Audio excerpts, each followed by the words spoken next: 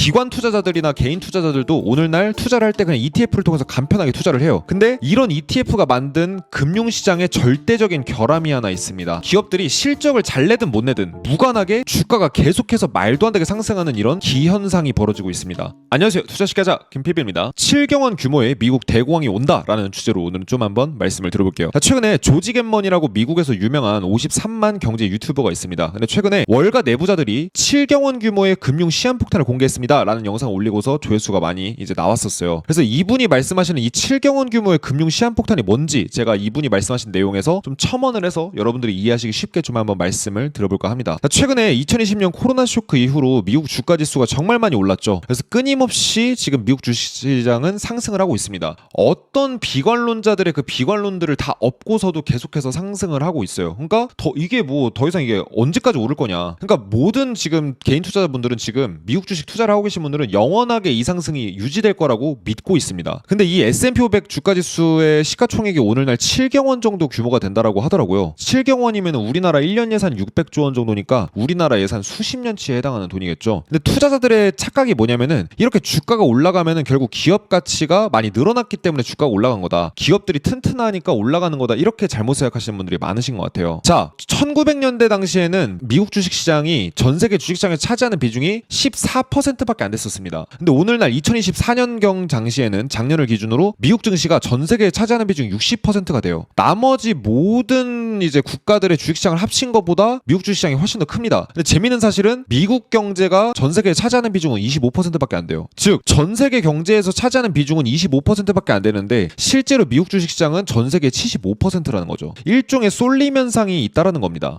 그러면 이렇게 지금 주식시장이 경제 규모에 비해서 말도 안 될 정도로 미국 주식시장이 많이 커졌는데 이 핵심 원인이 뭐냐면 바로 패시브 펀드입니다. 패시브 펀드라는 거에 대해서 여러분들 알고 가셔야지 이 대공황의 리스크를 아실 수가 있는데, 펀드는 두 가지로 나뉘어요. 이건 뭐 제가 이제 금융자격증 같은 거 탈 때 많이 나오는 거라서 새록새록한데, 액티브 펀드랑 패시브 펀드라는 게 있습니다. 액티브 펀드는 이제 펀드 매니저들이 자발적으로 자기네들이 이제 펀드의 성격에 따라서 자기네들이 종목 고르고 투자를 하는 거고, 패시브 펀드는 종목이나 이런 것들을 다 정해놓고 이제 투자자들이 투자를 하면 자동으로 그 종목들의 비율대로 투자가 자동으로 되는 게 바로 패시브 펀드예요. 그래서 수수료가 낮아서 이런 뭔가 요즘에는 ETF를 많이 투자를 하잖아요. 이 ETF들이랑 인덱스 펀드들이 바로 패시브 펀드입니다. 1976년에 첫 뱅가드에서 펀드가 나왔을 때만 해도 100억대 수준이었어요. 근데 오늘날에는 요즘엔 다 ETF를 통해서 투자를 하죠. 그러니까 ETF 시장이 어마어마하게 커져버렸습니다. 얼마나 커졌냐면 글로벌 ETF 시장이 2025년 기준으로 2.4경원 정도 된다라고 하더라고요. 그 다음에 글로벌 인덱스 펀드 시장은 8천조 원. 그러니까 도합 패시브 펀드 시장이 3.2경원 정도 이상의 초거대 금융 시스템이 돼버렸어요. 지금 미국 주식시장의 규모가 7경원인데 S&P 500 기준으로 3.2경원이 글로벌 ETF 시장 규모라는 거예요. 그리고 이 돈들 중에 대부분이 다 미국 증시에 투자가 되고 있습니다. 즉, 지금 미국 증시를 떠받들고 있는 건 이 ETF라고 보셔도 무방할 것 같아요. 근데 이게 되게 위험하다라는 거죠. 지금 이제 전 세계 최대 자산운용사인 블랙록은 약 1경 5천조 원의 이제 돈을 운용하고 있고, 이게 다 ETF입니다. 뱅가드도 마찬가지로 ETF의 대명사죠. 여기도 1경 4천조 원. 두 회사의 시장 점유율이 약 65% 정도가 됩니다. 그래서 두 회사를 합치면 거의 이제 3경은 조금 안 되는데, ETF 시장이 이렇게 커져버린 게 이 회사들의 돈을 벌어주는데 엄청나게 도움이 됐고, 기관 투자자들이나 개인 투자자들도 오늘날 투자를 할 때 그냥 ETF를 통해서 간편하게 투자를 해요. 근데 이런 ETF가 만든 금융시장에 절대적인 결함이 하나 있습니다. 그게 뭐냐면 시가총액 가중 방식으로 지수를 추종해서 투자를 한다라고 얘기를 해요. 쉽게 말씀드리면 S&P 500 지수 이제 ETF에 투자를 하게 되면 애플이나 마이크로소프트, 엔비디아 이런 종목들에 돈이 많이 들어간다라는 거예요. 그래서 사람들은 이제 오늘날 다 ETF에 투자를 하고 있기 때문에 사람들이 ETF에 투자를 하면은 대부분 돈들이 다 엔비디아나 마이크로소프트, 애플 이런 데로 들어간다는 거예요. 그래서 투자자가 단순히 ETF 사게 되면 자동적으로 내가 원하지 않더라도 이런 기업들의 상당 부분 자금이 들어갑니다. 즉, 규모가 더 큰 기업일수록 더 높은 비중을 ETF에 차지하게 되고, 그러면 더 많은 자금이 유입되는 이런 순환의 구조가 돼요. 그래서 투자 가치가 높은 기업들을 중심으로 ETF에 이제 돈이 들어가는 게 아니라 ETF에 딱 돈 들어가는 순간 개미들의 돈이 들어가면 그대로 애플이랑 마이크로소프트, 엔비디아 이런 데 그냥 골고루 들어가게 됩니다. 즉, 대형 기업에만 자금이 집중된다라는 거죠. 자, 그래서 저 기업들이 실적을 잘 내든 못 내든 무관하게 현상이 벌어지고 있습니다. 그리고 투자자들도 그거에 따라서 버블 상태인 주식을 계속해서 매수를 하면서 주가가 계속 올라가는데, 실적이 너무 말도 안 되게 저조해지고 있는데도 불구하고 주가는 계속 올라가고, 이런 부분에 대해서 투자자들이 무뎌졌다라는 거예요. 거죠. 자, 대표적으로 우리가 테슬라를 예로 들 수가 있는데 테슬라 투자자분들께는 여러분들한테 정말 죄송하지만 테슬라를 한번 예시로 들어볼게요. 자, 대표적인 미국 빅테크 기업이고 저도 테슬라를 굉장히 좋아합니다. 기술적으로 혁신적이기도 하고 전기차의 정말 대명사가 된 기업이기 때문에 뭐 기술력도 어마어마하고 자율주행 경쟁력도 좋죠. 근데 테슬라가 좋은 회사인 거랑 좋은 주식인 거랑은 좀 얘기가 달라요. 테슬라는 분명히 위대한 기업이지만 위대한 주식은 아닙니다. 왜냐하면 닷컴 버블 수준의 버블이 이미 테슬라에 껴있어요. 자, 예를 들어서 건물을 한번 우리가 예시로 들어볼게요. 100억 원짜리 건물을 사서 월세를 5% 받아서 1년에 월세가 5억씩 들어온다. 그러면은 20년 정도 되면 우리가 원금을 회수할 수 있겠죠. 왜냐? 월세가 이제 건물 가격에 5% 정도 들어오면은 1년에 5억씩 들어오는 거니까 그걸 20년을 모으면은 건물 가격만큼이 됩니다. 이걸 PER이라고 해요. 주식시장에서 이걸 기준으로 주가가 고평가됐는지 저평가됐는지를 분석을 합니다. 그래서 PER이 20포인트입니다. 그러니까 100억의 건물을 사서 만약에 근데 여러분들이 월세 0.5%를 받는다면 어떠세요? 누가 이 건물을 살까요? 아무도 안 사겠죠. 월세 수익이 4% 이하로 떨어지게 되면 이 건물을 살 이유가 없잖아요. 이거 뭐 은행 이자도 못 갚는데, 그쵸? 근데 테슬라가 딱 지금 이런 상황입니다. 테슬라가 주가 수익 비율이 지금 200포인트인데 그러면은 월세가 0.5%인 거랑 똑같아요. 이 테슬라가 1년 동안 벌어들이는 이익의 200년치를 모아야지 테슬라의 시가총액이 됩니다. 그리고 이 회사가 그래도 그 성장을 꾸준히 빠르게 하고 있으면 사실 주가 수익 비율이 아무리 높아도 이게 정당화될 수가 있어요. 이익이 많이 높아지면, 즉 건물 가격이 1년에 2배씩 높아진다고 생각해보세요. 월세 0.5% 받는 게 무슨 상관이에요? 월세는 아무 상관없죠. 그쵸? 그런 것처럼 이 건물 가격이 계속 높아지면은 사실 월세가 큰 의미가 없듯이 이 기업이 계속 성장한다라고 하면 사실은 주가 수익 비율이 조금 높아도 괜찮아요. 근데 지금 10년 안에 지금 주가 EPS가 8배 정도, 즉 이제 순이익이 8배 정도 늘어야지 이 주가가 좀 합리화가 되는데 그러려면 연평균 20%에서 50% 정도는 5년에서 10년에 성장을 해줘야 돼요. 지금 지금 테슬라의 주가는 어느 정도 수준이냐면 월세를 200년치를 모아야지 건물을 사는 수준의 이제 주가 평가라는 거예요. 근데 건물 가격이 빨리 올라가면 괜찮잖아요. 건물 가격이 100억이었던 게 내년에 120억 되고 그 내년에 또 다음 연도에 144억 되고 이런 식으로 건물 가격이 정말 빨리 올라간다고 하면 월세 안 받아도 되죠. 근데 그게 아니라 지금 성장도 안 된다고 하면 어떨까요? 즉 그래서 이런 이제 주가 수익 비율이 엄청나게 고평가됐다는 걸 감안했을 때 연평균 20에서 50% 정도의 성장세가 필요하다고 전문가들 뷰에 따르면 그렇습니다. 근데 테슬라는 지금 2022년부터 보세요. 계속해서 분기별로 실적을 보면은 실적이 거의 정체돼 있거나 계속 실적이 떨어지고 있어요. 매출이 정체가 된 지가 지금 2년이 넘었고 영업이익도 계속해서 오히려 줄어들고 있습니다. 즉 매출은 정체되고 있는데 이익은 더 급감하고 있는, 그래서 테슬라는 수년 동안 이익이랑 매출이 정체된 상태이기 때문에 더 이상 저렇게 높은 가치 평가를 해줄 수가 없어요. 하지만 지금 전 세계 ETF에서 사람들이 투자를 하면은 여전히 테슬라로 돈이 들어갑니다. 그러니까 테슬라가 고평가가 유지될 수밖에 없는 거예요. 업황이 악화하고 전기차 시장이 안 좋아지고 성장의 한계가 지금 어느 정도 봉착을 했기 때문에 이런 상황인 거고, 게다가 중국 전기차들의 경쟁력도 너무 커지고 있기 때문에 이게 따라붙어지고 있는 건데, 그런데도 불구하고 테슬라는 여전히 고평가되어 있죠. 즉 성장성이 더 이상 사라져서 아무런 의미가 없는데 성장주가 돼버린 이런 상황입니다. 단팥 없는 이제 단팥빵이라고 보시면 될 것 같아요.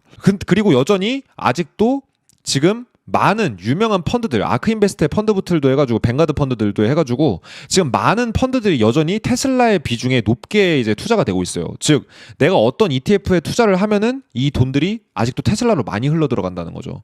특히 미국의 퇴직연금이나 이런 것들 보면은 ETF로 많이 투자를 하는데 퇴직연금에 이제 내가 이제 은퇴하려고 돈 모아두는 것들이 테슬라로 쭉쭉쭉쭉 들어가고 있어요. 이 테슬라가 얼마나 고평가되어 있는지는 아무도 지금 주목을 하고 있지 않습니다. 이런 게 정말 큰 리스크라고 말씀을 드리는 거고, 이게 바로 ETF가 만든 시장의 강력한 결함이자 강력한 버블인 겁니다. 지금까지 이런 버블들이 ETF가 시장을 끌어올리는 역할을 했다라고 하면은 경제 침체 같은 거 오면 어떨까요? 시장을 또 강력하게 떨어뜨리게 만드는 요인이 될 수가 있겠죠. 그래서 뱅가드나 뭐 아니면은 지금 아까 말씀드렸던 블랙록 1경 원 이상의 자금을 운용하는 ETF들 펀드들부터 특수 펀드들까지 전부 테슬라를 어마어마하게 편입을 하고 있기 때문에 이런 고평가인데도 불구하고 테슬라 주가가 아직까지 좀 떨어졌긴 해도 버티고 있는 겁니다. 그래서 2월 당시에 우리 관세 이슈 한번 터졌잖아요. 그때 당시에 이제 주가가 엄청나게 많이 빠졌어요. 얼마나 빠졌냐? 25% 정도 빠졌는데 이때 당시에 이틀 동안 거의 시총이 뭐 1000조 원이 증발했다, 뭐 1경 원이 증발했다, 뭐 이런 기사까지 나왔었거든요. 그래서 2달도 안 되는 새에 나스닥 시총의 4분의 1이 증발을 했던 적이 있어요. 2달 동안. 근데 이런 이제 ETF 시장에 자금이 쏠리게 되면 어떤 문제가 생기냐면 올라갈 때 올라가는 건 좋아요. 근데 떨어질 때도 이런 식으로 떨어집니다. 말도 안 되게 그냥 대처가 안 될 정도로 쭉쭉 떨어져요. 그래서 한 번씩 이슈가 터질 때마다 대규모 폭락이 나오게 되는데 이때 당시에 2월부터 4월까지 2달 정도 동안 팔란티어는 무려 46%가 빠졌습니다. 이때 패닉 먹었었던 투자자분들이 진짜 많죠. 결국은 올랐으니까 된 거 아니냐라고 하실 수 있지만 다음에는 얼마나 빠질지도 모르는 거죠. 그러니까 사람들이 ETF 때문에 이렇게 뭔가 떨어질 때마다 한 번씩 쭉쭉쭉쭉 빠지는데 이 폭락에 적응이 됐어요. 이러다 80% 빠지고 90% 빠지고 이게 10년 가고 5년 가도 계속해서 아니야 오를 거야 오를 거야 이렇게 이제 시장 사람들을 세뇌시켜 버렸다는 거죠. ETF가.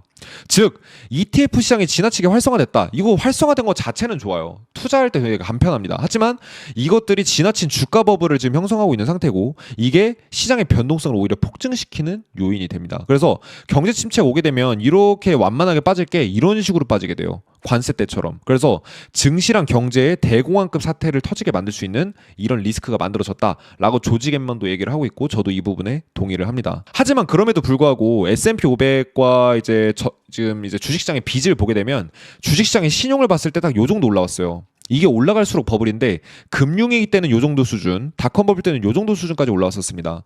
그러면은 아직까지 시장의 버블이 좀 더 낄 수도 있는 가능성도 있는 거예요. 그러니까 아직까지 모든 투자자들이 진짜 전 재산 털어서 몰빵을 했다라기보다는 사촌의 사촌 가족들까지 돈 다 땡기는 순간이 딱 요 정도 레벨인데 아직까지 그 정도 수준까지는 가지는 않았다. 아직 자기 돈만 대출 받아서 투자하고 있는 상황이다라고 보시면 될 것 같은데 몰빵 직전 정도 수준까지 왔다라고 말씀을 드릴 수 있을 것 같아요. 2021년 시장 고점일 때 참고로 요 정도까지 올라왔는데 지금 딱 그 정도 수준까지 왔습니다.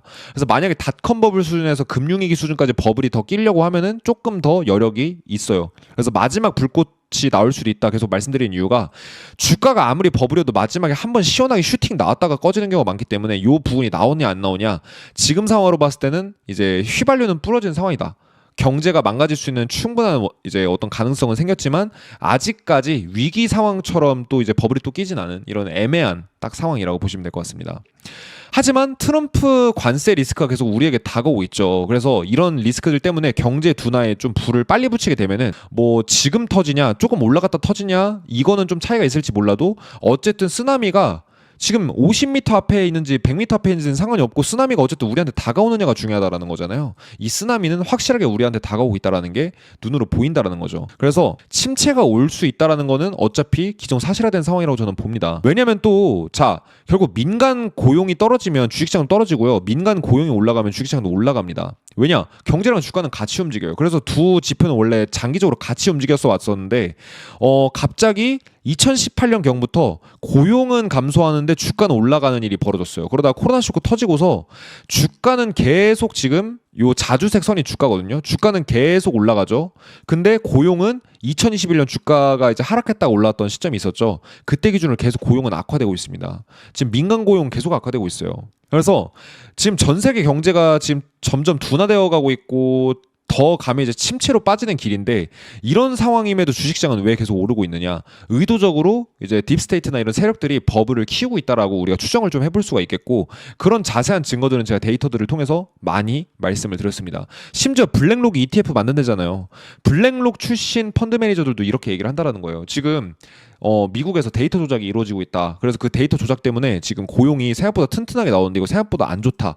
이런 얘기들을 하고 있어요. 그러니까 결국 장기적으로는 주식시장은 경제를 따라가게 되는데 지금 둘이 반대로 움직이는 상황이 계속해서 연출되고 있고 이런 오류가 메꿔지게 될 때 시장이 얼마나 가파르게 빠질지는 저도 예상이 안 된다라는 생각이 듭니다. 저는 이렇게 말씀드리고 싶어요. 당장 버블이 터질 거다. 내지는 버블이 붕괴될 거다. 이렇게 예측을 하고 싶은 게 아니라 인지하지 못할 수 있는 여러분들한테 이런 위험들이 있다는 겁니다. 이제 패시브 펀드나 ETF 같은 이런 것들이 변동성을 키울 수 있는 요인이 될 수 있고 이런 것들이 경제 침체 위기와 맞닿아져 버릴 때 엄청나게 큰 리스크로 우리한테 다가올 수 있다. 그리고 이런 위험들을 대비를 하면서 동시에 현금 보유하고 리스크 관리를 하면서 그 위험을 오히려 기회로 만드는 계기를 만들어 보자.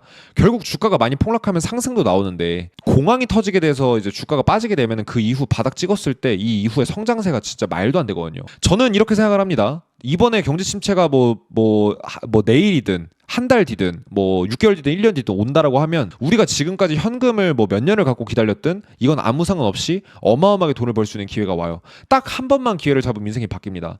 실제로 워렌 버핏의 스승이라고 불리는 템플턴 같은 경우에도 이런 식으로 투자를 해서 큰 부자가 됐고, IMF 때 1억을 156억으로 만든 2년도 안 돼서 만든 강방천 회장도 이렇게 돈을 벌었고, 많은 투자자들이 이렇게 해서 돈을 벌어서 재벌이 됐습니다. 그래서 이런 위험이 기회로 바뀌는 이 위기를 우리가 한번 제대로 타보자, 이렇게 말씀을 드릴게요. 저희 채널 구독해주시면 이런 리스크뿐만 아니라 그 리스크 속에 있는 기회까지 찾아보는 이런 계기를 만들어 보도록 하겠고요.